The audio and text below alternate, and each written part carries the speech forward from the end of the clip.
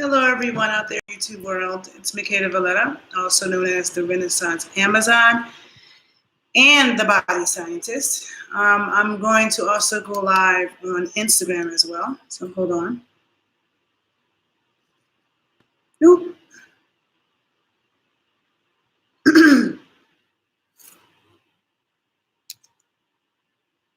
Okie dokie. So Instagram and IG. I hope you all are doing well. So I just want to do a brief little talk about nutrition. I usually save that for my other page. So this is also, I would like to encourage you, if you're on Instagram, to follow my other Instagram page at the_body_scientist.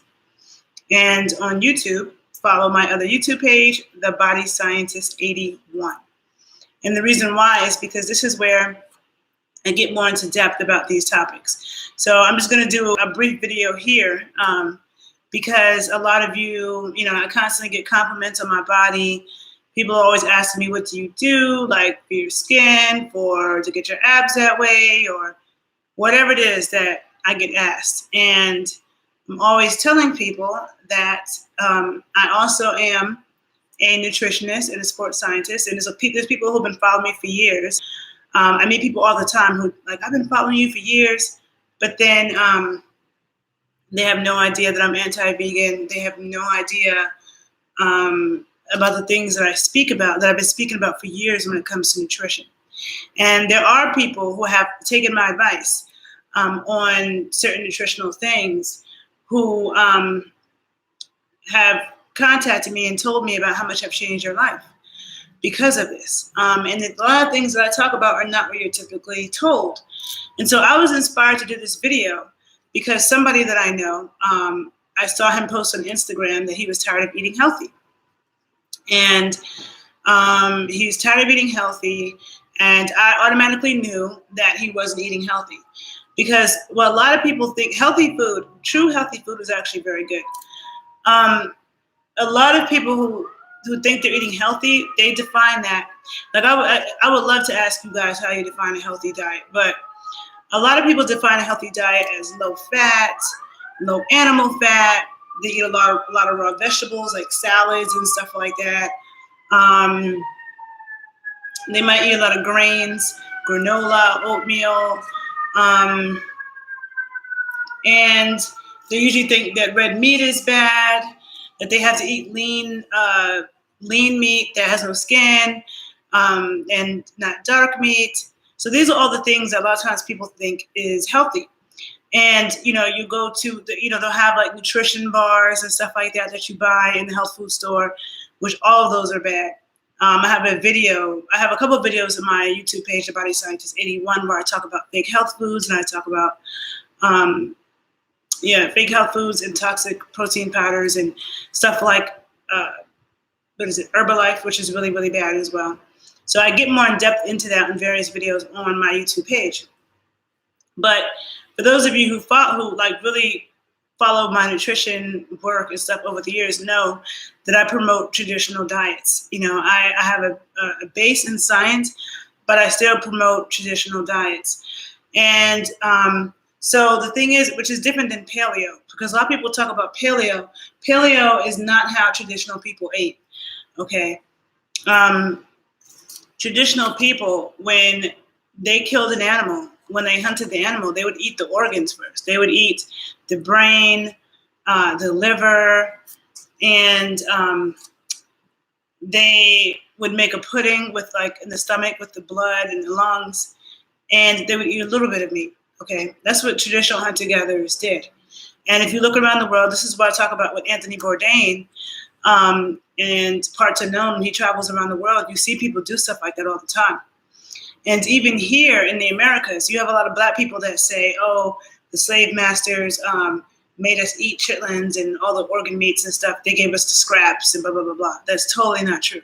Because first of all, the slave trade ended in the United States. The slave trade ended in the United States way earlier than it did in a lot of the Caribbean countries. Like Brazil, was getting slaves. Like when slavery ended in America in 1865, the actual slave trade had ended like 150 years or something prior to the end of slavery, maybe even 200 years. I don't remember the exact, but it was a while, before. And the smallest percentage of Africans in this transatlantic slave trade got brought to North America. So the smallest percentage, and the slave trade ended really early. So they didn't have a surplus of Africans here like they did in Brazil or Haiti or Jamaica or, all these places where it was full of Black people, and the slave trade ended a lot later. Well, Haiti, Haiti was free, but like in Brazil and stuff, when the slave trade ended, like in 1853 or something, when slavery was damn near done here, they were just stopping the actual trade in Brazil. So there were a lot more Africans. And so when there was a lot more, we were a lot more dispensable. And that's why I mentioned Haiti, was because in Haiti, the amount of Africans, which is one of the reasons why the Haitian Revolution was able to be so successful.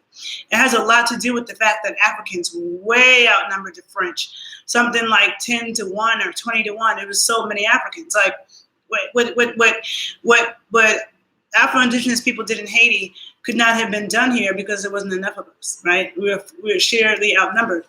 But the thing is because of that, there was like Africans and slaves were indispensable because there was a surplus.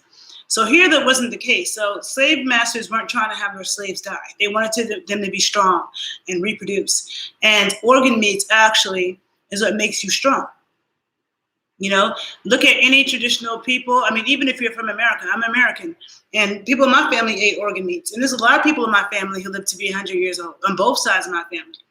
There's a lot of people in my family that live to be close to 100 or over 100. And a lot of older generations that ate a lot of organ meat. I don't like organ meat, but I know that it's really good for me. And so whether you're talking about Asia, Africa, Europe, South America, the Polynesian Islands, everybody eats organ meats. Okay, everybody traditionally ate organ meats. For all of you who are watching this video, go back into your families and see. Look at the people in your family who lived to be 95 and older, and look at what they ate. And see, and on my YouTube videos, I would love for you to write comments about that, because we learn from sharing and reading other people's stories. That's also a good way to research. And so when you're eating a lot of lean meats, it can be very dangerous because you need vitamin A and fat in order to digest protein. So when you don't have that, then it causes serious vitamin A deficiencies and problems. And I speak about this too in my protein shake video, and I have a video on vitamin A. I have other videos on the Body Scientist 81 YouTube page, which you should look at and follow, because that's where I talk about all these things. And when it comes to health, what you don't know can kill you, okay? So being ignorant when it comes to health is not going to spare you from getting cancer, or from getting heart disease, or from getting Alzheimer's, or from getting like autoimmune diseases. It's not going to spare you from that. So you do want to know.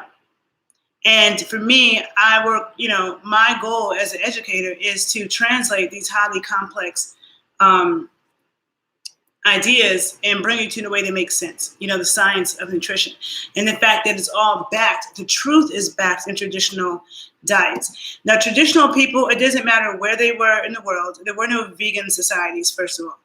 There were no societies that just ate no animal foods at all. When you look at us in general, but especially when you look at the healthiest, longest living populations, it's not true. Now, people ate what was locally around them. So all of us should aim to eat what is locally around us, right? As much as possible. And that's for the plant and the animal foods. All traditional peoples ate organ meat. All traditional people consumed fermented foods. Okay, that's some kind of fermented food. It could have been fermented plants. Okay, somebody said you're Haitian, people couldn't afford meat. I don't know what that has to do with anything. To say you're Haitian and people couldn't afford meat. Okay, first of all, what's your point? And second of all, I went to Haiti 2 months after the earthquake, and there was meat, and we ate meat. So I don't know what you're talking about. I don't know what you're saying with that. So yeah, all groups of people have fermented food. So, like Koreans have kimchi. American sauerkraut traditionally was fermented. So was ketchup and relish. Traditionally, it was fermented. Fermented foods is when a bacteria is used to partially digest and break down uh, that organism or that. So a fermented fruit or vegetable, the bacteria helps to break down the tightly bound structures in the plants, because plants are not easy for us to digest. This is the reason why when we eat like vegetables, you want to cook them with a fat or you want to eat them fermented. Raw vegetables are not really healthy for you like that. Cooking a carrot with butter, lots and lots of butter, that's healthy. Way healthier than raw carrots. You're not extracting much nutrition from a raw carrot. You need saturated fat in order to take the beta carotene in the carrot and turn it into vitamin A. Because vitamin A does not exist in plants, it only exists in animals. Plants have beta carotene, and beta carotene can be made into vitamin A, but you need a lot of saturated fat. And look at how carrots are, how tough they are. It's really hard for our digestive system to break down that hard-ass carrot and really extract stuff from it. So cooking it with lots of fat, or fermenting it. So that's really important. And when you look around the world, just look at different countries and look at how they eat their vegetables. It's usually a lot of cultures have fermented veggies, or they have lots of fat with it. It's cooked, okay? As an Afro-American, kale. Kale is a traditional food for us. I don't know who else eats kale. I've never seen Hispanics eat kale. I have not seen Africans eat it. Maybe they do, I don't know. So I don't know if you ate kale growing up and that was a traditional food in your culture, please comment and let me know. But I know that for us, we always cooked it. Nobody was eating raw kale. That became like a trend like 10, 15 years ago. People talking about let's eat raw kale. Eating raw kale is not good for you. Eating raw spinach is not good for you.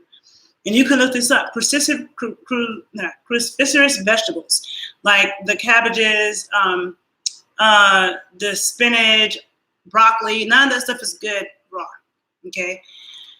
So all cultures have fermented food. And so also there's fermented foods like raw dairy, yogurt, sour cream, cheeses, all of those, that's also fermented. And so like even, like in India, they use a lot of yogurts. They use a lot of ghee.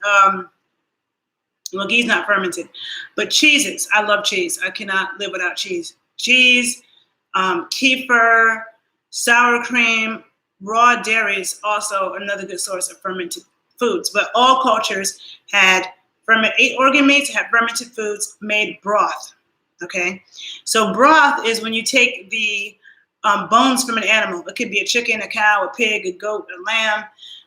You take those bones and you combine it with a little bit of acid, like a little bit of wine or something in this pot, and or apple cider vinegar or something, and you simmer it at a low temperature for a very long time, for hours, so depending on what you're making.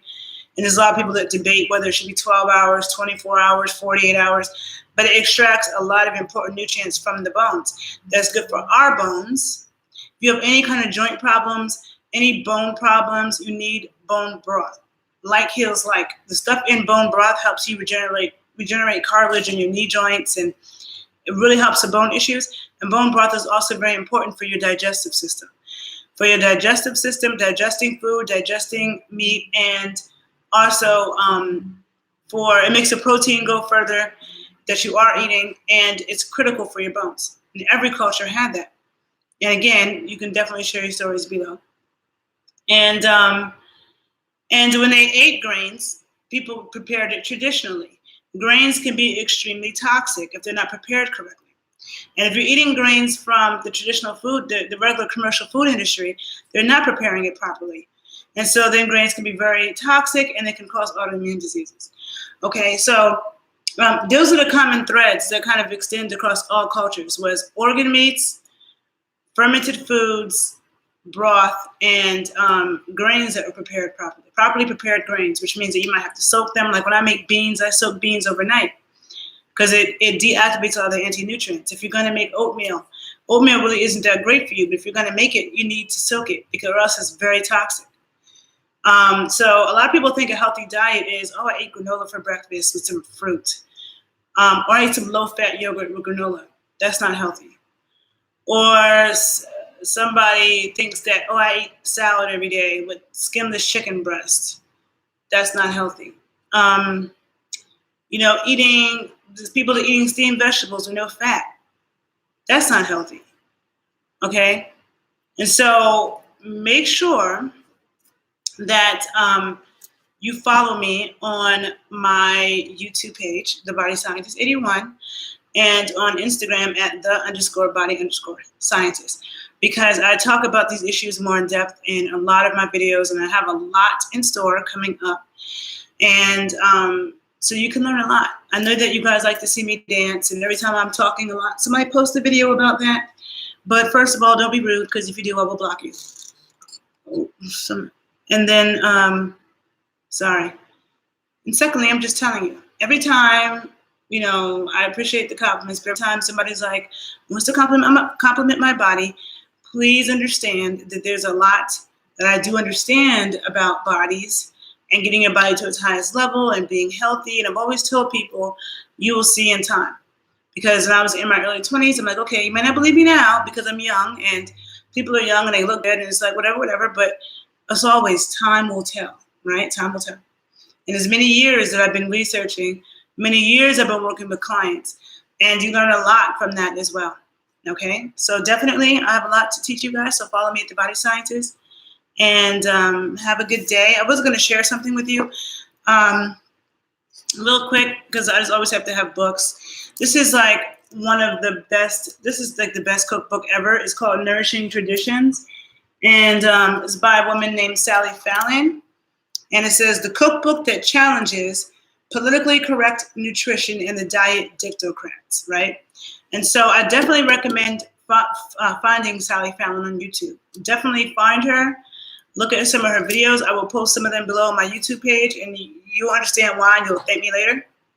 But I love the fact that in this book, on the side panels, she constantly has, like, you know, science, nutritional science, but it's like backed up in, I mean, it's nutrition science backed up in traditional practices. So what I mean, okay, so I just opened to a random page, and this is about pasteurization. This is a little in the column, right? It's a little thing. I just opened to a random page I'm gonna share with you.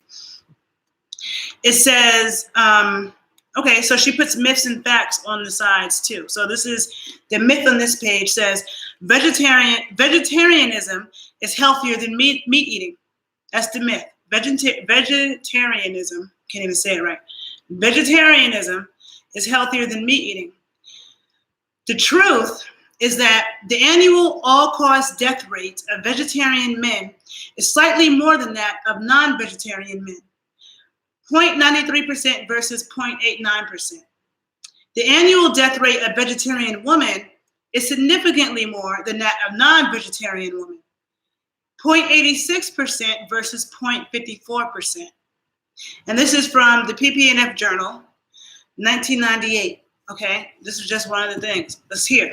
Then as I read on, it says, pasteurization began in 1895 and thus began the unfortunate habit of not worrying about cleanliness in the dairy, because with the heating of milk, cleanliness was no longer considered necessary. The bacteria in milk would simply be boiled, killing the germs, and then the milk could be sold in this adulterated form. It has been sold that way ever since. And because of pasteurization, tuberculosis was not completely eliminated from cows in the United States until 1942. In the United States Public Health Service, if the United States Public Health Service and the American Medical Association had done the responsible thing and backed various medical milk commissions' efforts to help keep milk clean, tuberculosis could have been eliminated from American cows many decades sooner. Dr. Henry Coyett, the father of certified milk, recognized clearly that top quality milk depended upon getting the milk fresh from the cow and not heating it as is done in pasteurization process, right? And so this is just one thing. I have a video talking about raw milk and why it's really good for you and why it's a lot better for you than almond milk and rice milk and soy milk and all the other stuff. People think milk is bad, but it's pasteurized milk from the commercial food industry that's bad. And I definitely have a YouTube video I did about that 7 years ago. And so the other thing, okay, both Western Price and Francis Pottinger accurately predicted that Western man would develop more and more diseases as he substituted vegetable oils for animal fats. And that reproduction will become increasingly difficult. By some estimates, 25% of American couples are now infertile, a condition that may send the population reductionist into paroxysms of glee. But that causes untold heartache to millions of individuals. Infertility treatments are problematic, painful, and expensive compared to the primitive prescription of more animal fat.